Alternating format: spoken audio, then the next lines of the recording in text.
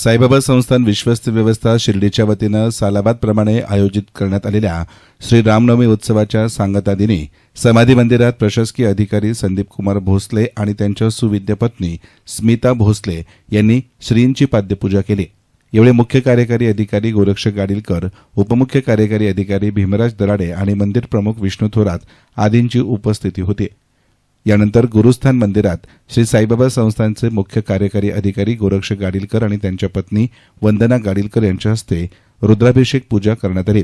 यावेळी उपमुख्य कार्यकारी अधिकारी दराडेंसह प्रशासकीय अधिकारी भोसले आणि मंदिर प्रमुख विष्णू थोरात उपस्थित होते।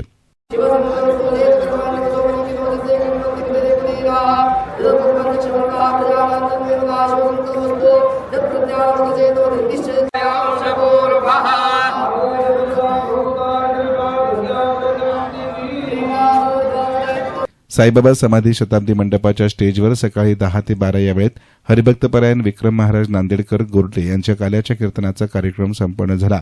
कीर्तनानंतर समाधी मंदिरात साईबाबांचे समकालीन भक्त तात्या पाटील कोते यांचे वंशज परिवारातील सदस्य अभिराज मिलिंद कोते यांच्या हस्ते दहीहंडी फोडण्यात आली।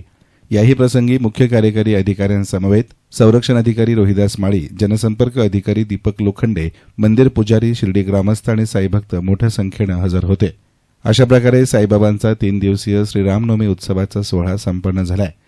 या काळामध्ये लाखो साईभक्तांनी आणि पदयात्री साईभक्तांनी शिर्डीमध्ये येत साई समाधीचं मनोभावे दर्शन घेतलं। साईबाबा संस्थानच्या वतीनं भक्तांसाठी विविध सुविधाही पुरवण्यात आल्या।